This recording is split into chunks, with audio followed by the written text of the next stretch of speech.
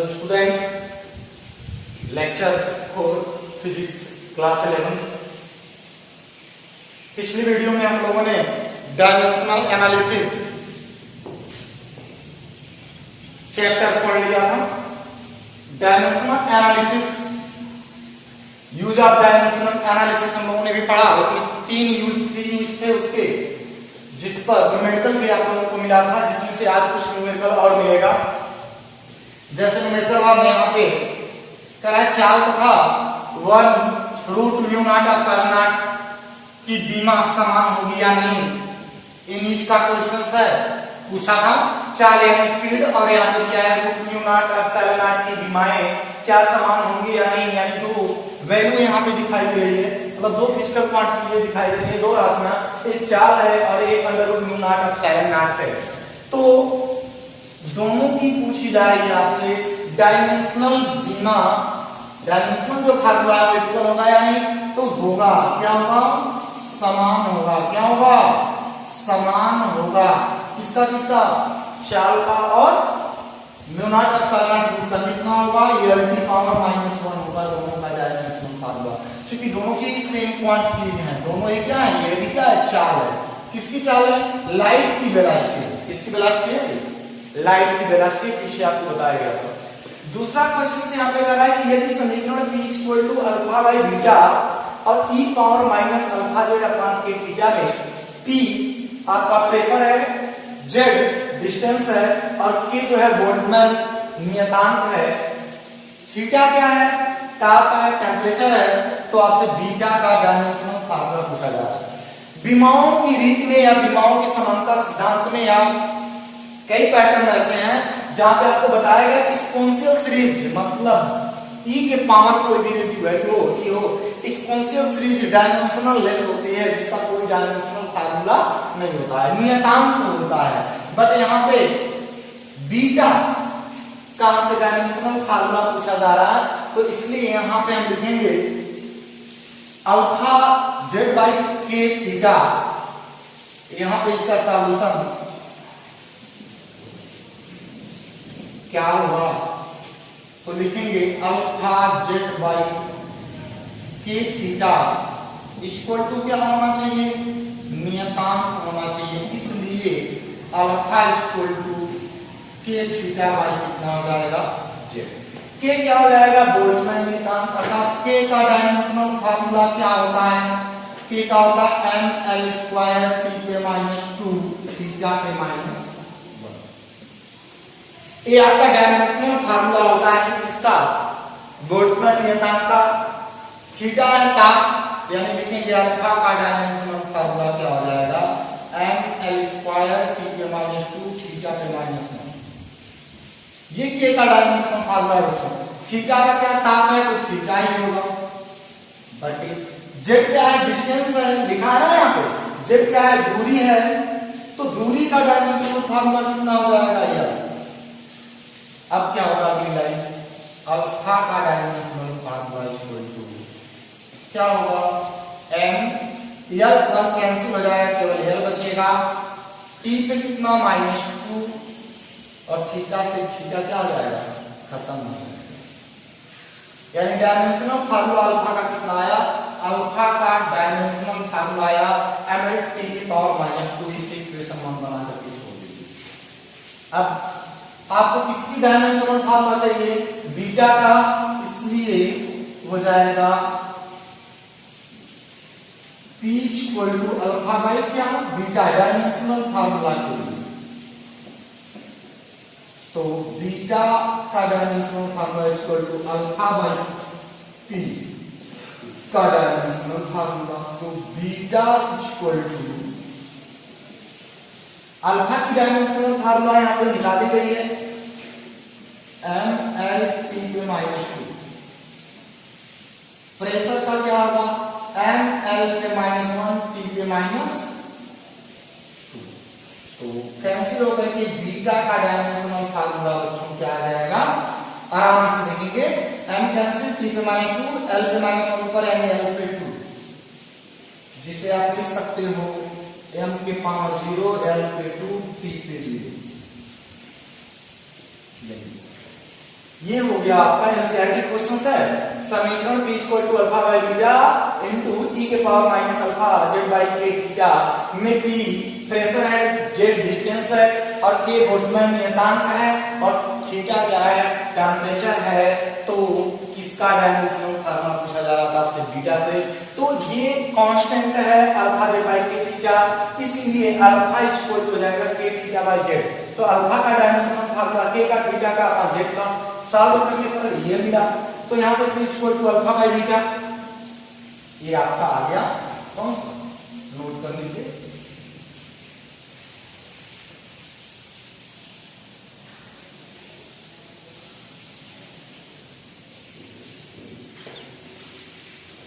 बच्चों तीसरा क्वेश्चन है, t समय पर किसी कण का सॉल्यूशन A निम्नवत है कैसे, a equal to at plus b by c plus t square. यहाँ पे प्रिंसिपल आप होमोजेनिटी देखेंगे, क्या होगा कि उसमें बताया गया था आपको कि जो भी फिजिकल क्वांटिटी है यदि सेम है, मतलब समान भौतिक राशियों को ही समान भौतिक राशियों में जोड़ा जा सकता है अथवा घटाया जा सकता है। मतलब जो at है वही आपका b बटी c प्लस टी स्क्वायर होगा और जो c है वही क्या होगा t, क्योंकि c t में क्या किया गया, जोड़ा गया। मैं आपको पहले ही बताया था पिछली वीडियो में कि जैसे अगर हमारे पास 5 मीटर है, इसमें 3 मीटर को ऐड कर सकते हैं, 8 मीटर हो जाएगा।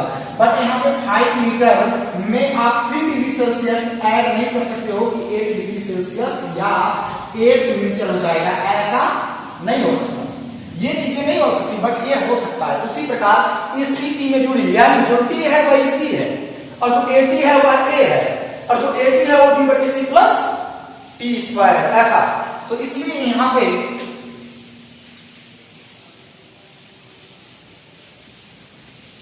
इसमें क्या मिल जाएगा, हम लोगों को लिखेंगे ए टी का डायमेंशनल फार्मूला यानी ए टी का बीमीय सूत्र इक्वल टू क्या होगा, स्मॉल ए का बीमीय सूत्र। अब बताओ बच्चों, ए क्या है, त्वरण है। त्वरण का डायमेंशनल फार्मूला पीछे आपको बताया गया था, क्या था, एल टी के माइनस 2, ठीक। और यहाँ पे क्या है ए टी, तो टी क्या है, समय का डायमेंशनल फार्मूला ये होगा। और आपको किसका डायमेंशनल फार्मूला चाहिए, ए का, इसलिए ए का डायमेंशनल फार्मूला या डायमेंशनल इक्वेशन जो भी कहा लीजिए, क्या मिल जाएगा आपको, एल टी के माइनस 2 अपॉन टी, अर्थात एल टी के माइनस 3, ये हो गया ए का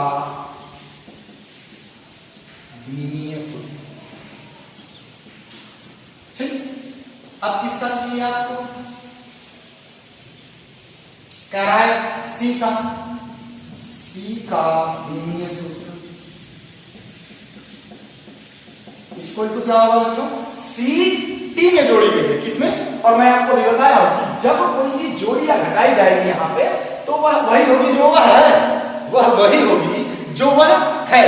मतलब टी क्या है, टी आपको यहाँ पर रिप्रेजेंट किया गया टी समय पर, यानी ये टी समय है तो सी भी क्या होगी, समय होगी। क्यों, क्योंकि वह उसमें जोड़ी गई है, किसके सिद्धांत के अनुसार, विमाओं की समानता सिद्धांत के अनुसार। यानी लिखेंगे टी स्क्वायर का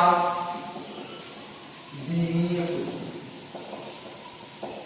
अर्थात टी का क्या हो जाएगा, टी स्क्वायर टाइम सी का।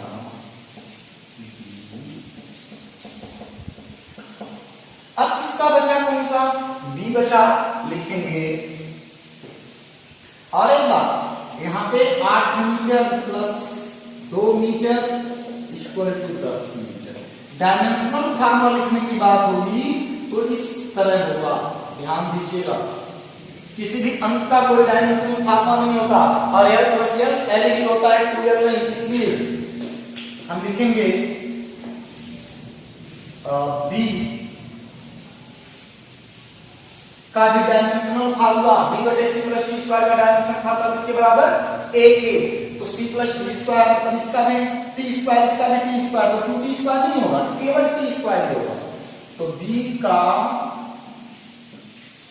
बीमीय सूत्र क्या हो जाएगा, a का बीमीय सूत्र ए का क्या है डायरेक्ट लिख देते हैं एल टी पे -2 और नीचे क्या है सी प्लस टी स्क्वायर, तो इसका डायमेंशनल फार्मूला क्या होगा टी स्क्वायर। खत्म हो जाएगा, क्या आएगा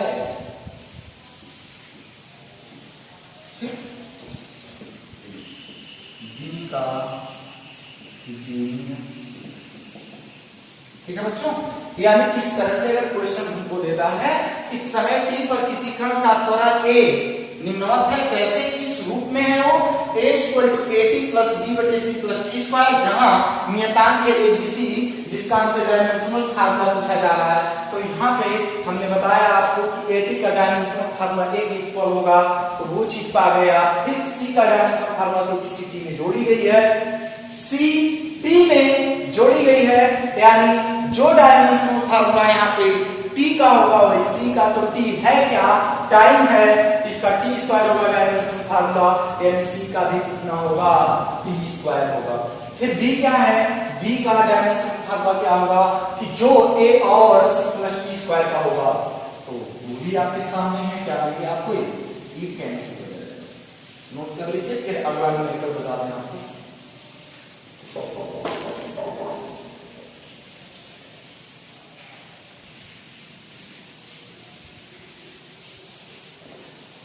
बच्चों चौथा सवाल है, उष्मा या ऊर्जा का मात्रक कैलोरी है और यह लगभग 4.2 जूल के बराबर है, जहां 1 joule = 1 kilogram metre square second to power -2।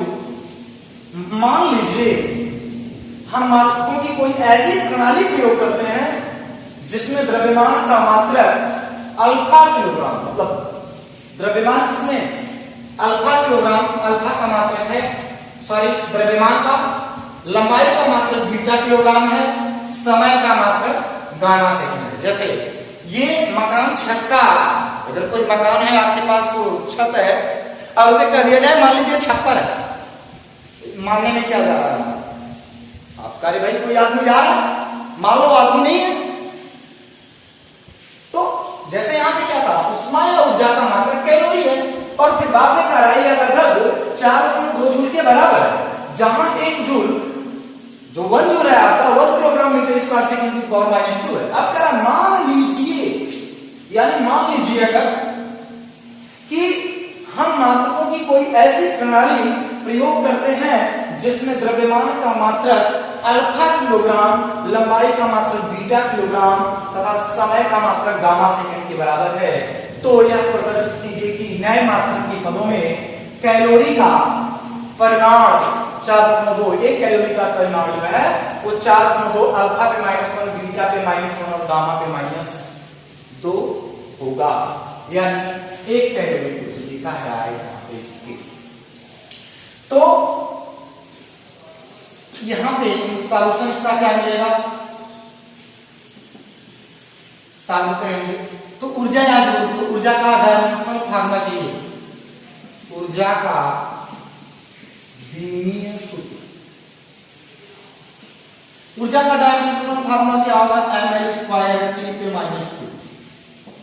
ठीक, तो पहली पद्धति में तो आपका ऑलरेडी दिया है कि एक जो 1 जूल है आपका वो 1 kilogram metre square second to the power -2 है, यानी द्रव्यमान का मात्रक किलोग्राम है और लंबाई का मीटर, समय का सेकंड। लेकिन जब दूसरी पद्धति, मतलब यहाँ पे हम लिखेंगे U1, पहली पद्धति में उसका डायमेंशनल फार्मूला M1 L1 पे 2 T1 पे -2। ठीक, दूसरी पद्धति जो U2, उसमें क्या होगा M2 L2 T2 पे -2। ठीक, N1 की वैल्यू 1 दिया, 1 जूल, लेकिन 1 जूल जो है आपका किसके बराबर है 1 किलोग्राम मीटर स्क्वायर सेकंड पे -2 की, तो N2 की वैल्यू हमसे क्या कर रहा है पूछ रहा है, तो हम लिखेंगे फार्मूला होता है क्या N1 U1 = N2,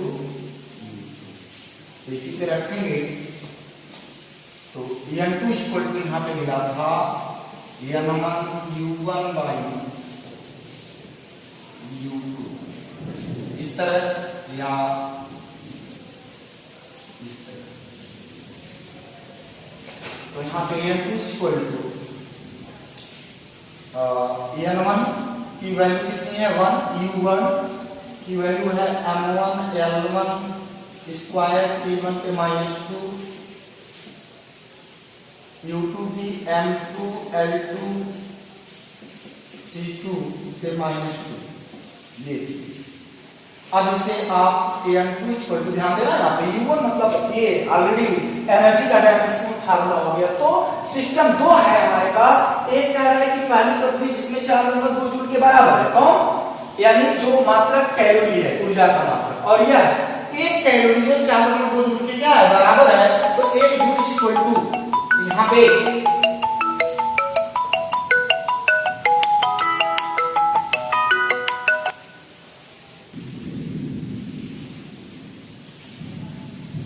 N2 equal to इतना हो गया। अब N2 जो है यहाँ पे आपको N1 की वैल्यू 1 हो गई और N2 ही आपको चाहिए।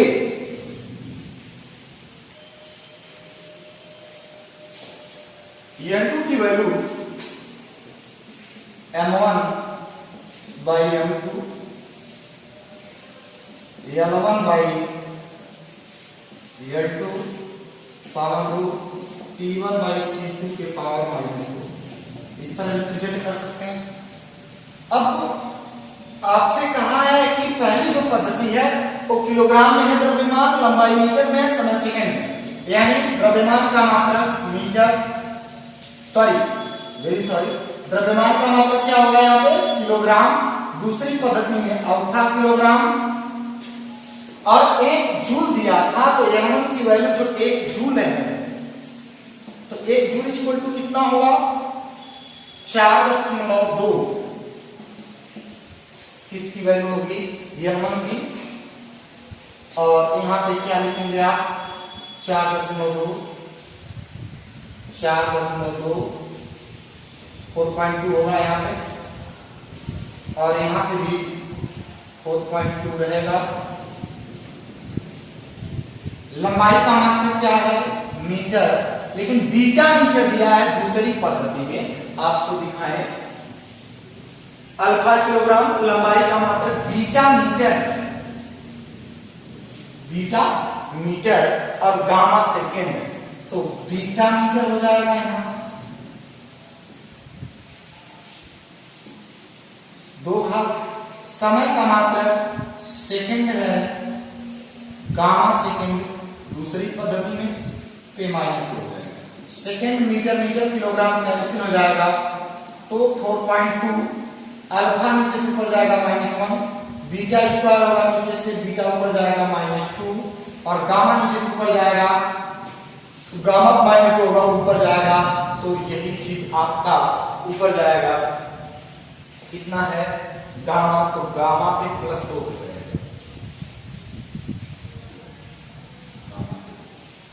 ये चीज यहाँ पे गामा पे +2, ये आपको मीटर में लाना, ठीक।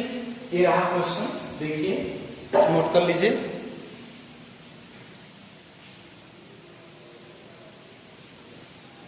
अगला क्वेश्चन है एक सरल आवर्त गति करने वाले पिंड की ऊर्जा E, उसके द्रव्यमान m, आवृत्ति n, आयाम a पर निर्भर करती है। लीनियर विश्लेषण विधि से सिद्ध कीजिए E proportional m n square 8 की पावर 2 आएगी।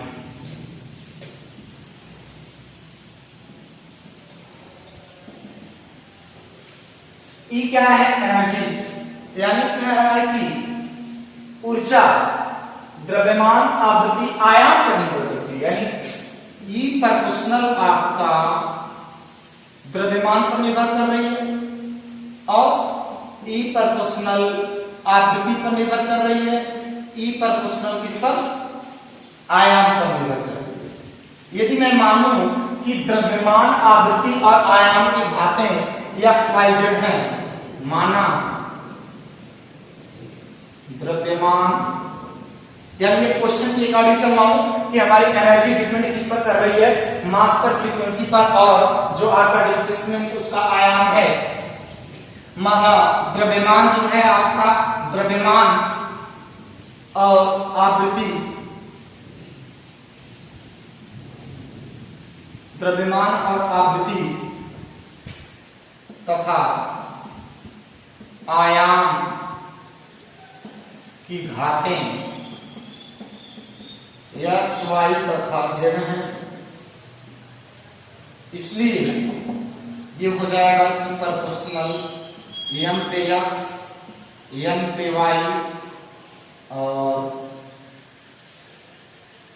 m के पावर x, n के पावर y और a के पावर z।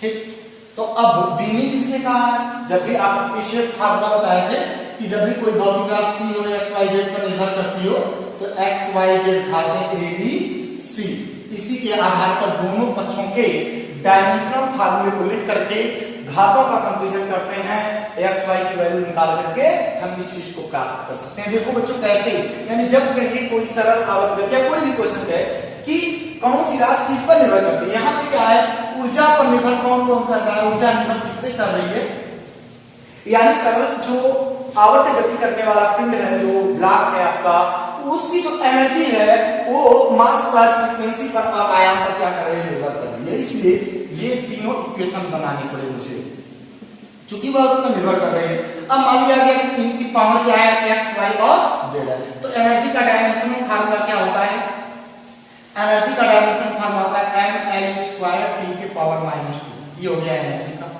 इक्वल टू अगर k, या इस चीज को लिख सकते हैं इक्वल टू k m पे x n पे y a पे z। तो k का कोई डायमेंशनल फार्मूला नहीं होगा, m द्रव्यमान है, द्रव्यमान का किलोग्राम मात्रक होगा, लेकिन m डायमेंशनल फार्मूले में आएगा। n आवृत्ति है तो फ्रीक्वेंसी की क्या होती है, यानी इस पर x और यहाँ पे फ्रीक्वेंसी तो t पे -1, इसका पावर कितना हो जाएगा, m power x, n t पे -1 तो पावर y, आयाम लंबाई यानी मीटर यानी l के पावर j।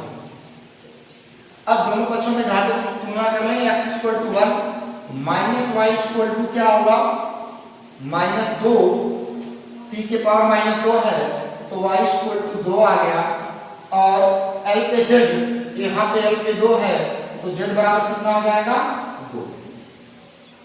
अब इन सब मानों को उठा करके हम इस समीकरण 1 में या इसे समीकरण 4 बना लीजिए, 4 में रखते हैं तो क्या मिलेगा, E प्रोपोर्शनल m पे x 1 आ गया और n पे y माने 2 आ गया, और a पे पावर z की वैल्यू कितनी आ गई, 2 आ गई।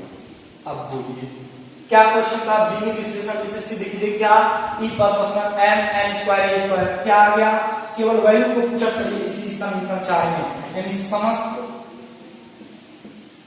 मानों को